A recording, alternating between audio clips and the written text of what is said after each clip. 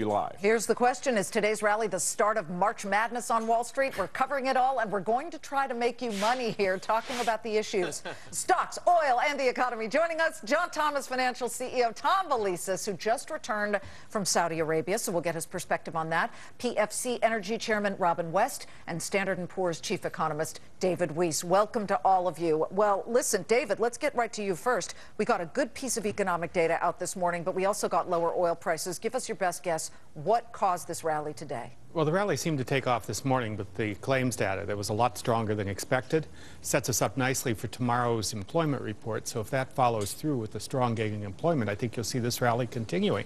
Oil was flat. I think there's a lot of relief there. People thought it might go up again today, but it's still over 100, so it didn't really move down significantly. It's still over 100, but Tom, the market and the country is learning to live with $100 oil. Absolutely right. I mean, let's look at it like this. First, make no mistake about it. The market has pulled back because of the turmoil in the Middle East. You look at all the economic numbers, they've been universally very positive here and globally. You have the Citicorp Economic Surprise Index, which is nearing all-time highs. You have the ADP employment number positive. Tomorrow is a big number, and I think if we get a positive number, we continue with this rally. Robin, you're the energy CEO. I mean, at what point do we start to see this effect, or is it a while before this recovery starts to falter because of higher energy prices?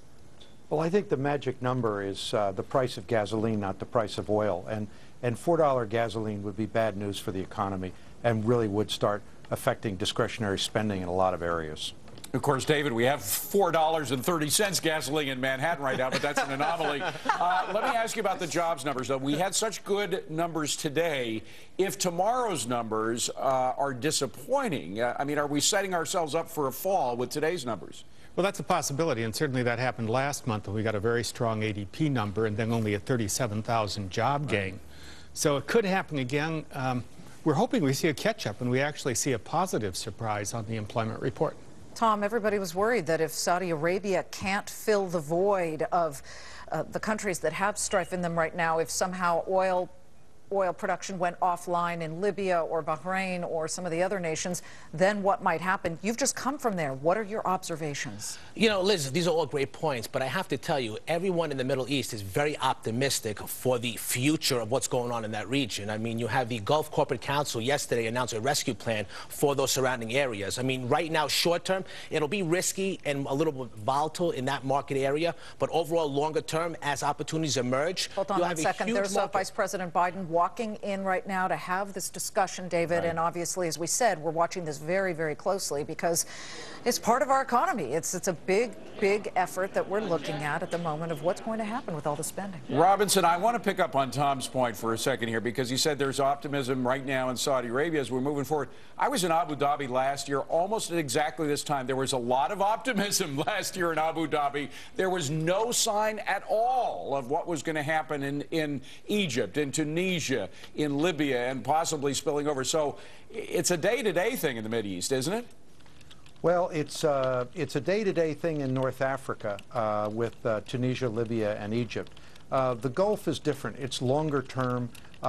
If things happen, it'll affect things slower. But one thing to keep an eye on is they're planning a day of rage in Saudi Arabia later in March. And if that should be a big event as opposed to a non-event, I think that could cause some concern in the area. Cause some concern. And Tom, where do you see that going? I mean, I believe that any type of concern out there in the Middle East will be an opportunity for investors here to buy stock. I mean, overall, you see the S&P 500 numbers, despite oil prices going higher, just by the index. Listen, let me drill down because people need to be guided by a guy like you who's been successful and made a lot of money. Buy the S&P, buy an index simply, buy an ETF? You know, I would be very selective in what sectors. I mean, energy is the sector to be. I would buy great energy stocks at any type of a pullback. David, we had another analyst on last week. I won't mention the name of the firm that he worked for because it's one that I'm sure you throw darts at when you have the office door closed. However, he said, look, we are bound to have a downturn that will come between now and say at least the end of March, maybe sometime into April, and then things will pick up as we lead into the summer. That's the conservative approach to what's happening in the market. Do you think he's on? Well, actually, we've been sort of expecting a correction sometime in the spring. I think March may be a little early for it, but you usually don't get a run-up like this without a correction. We're overdue for one, and I would expect a 10% correction at some point during the spring or so you don't trust this bounce today? Well, you know, bounces are good. High prices are nice. I like them. They make my 401k look a lot better. But at the same time, they don't last forever. Well, it's not a straight shot ever. It really isn't. Robin, give us a sense of what could possibly move higher. You look at refiners. We haven't built new ones in this nation in a long time. We are building new nuclear plants, but I look at refiners and I think, well, there might be an opportunity because they're needed and therefore their profits might go up. Am I wrong on that, or is that a method of thinking that's actually kind of right on the money? Well, the refining business is a tough business. We have spare capacity and falling demand. So depending on the price of the company right now, this is, you know, I would only move into the refining sector if prices were very low. The service sector is still very, very strong in the U.S.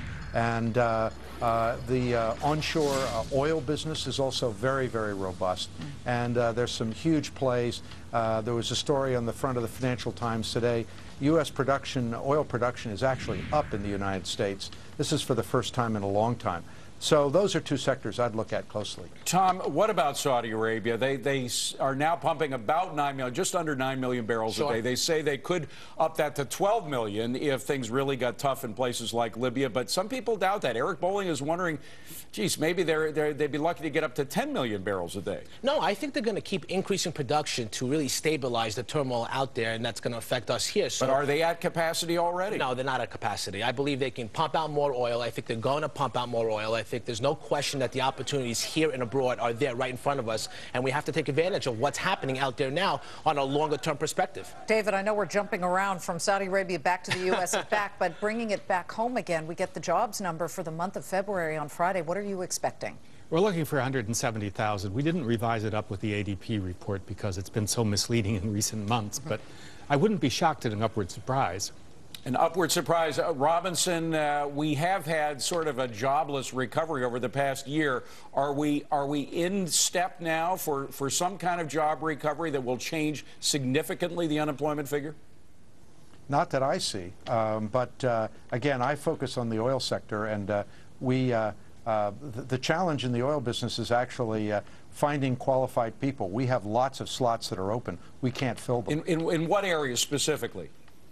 In exploration, production, and again, there's sectors of the industry that are booming, and we don't have people who are technically trained and mobile who want to take these jobs and move. Tom, what Robin's been saying is that, you know, we're actually increasing oil production here in the United States. Coming from an oil guy, I find that interesting to see. You said buy energy names on a pullback. What else? In the equity space, do you like tech? Yeah, selective technology. You've got selective healthcare companies out there, but I think primarily you have to go with the trend. The trend right now is energy and selective technology. Those are the areas to be. By the way, Robin, I just want to pick up on something you said. Patrick Byrne, we had him on the other day, Overstock.com chairman and founder. He said the best investment you can make right now is education. Educating yourself to become part of that sort of explosion that you've been talking about. Absolutely. You know, we have to build human capital in this country, and if we don't, it's going to be increasingly difficult for us to compete. Robin, thank you so much. Robin West, Tom Belisis, and David Weiss. Here's what's still ahead on Bulls and Bears. A short-term budget fix.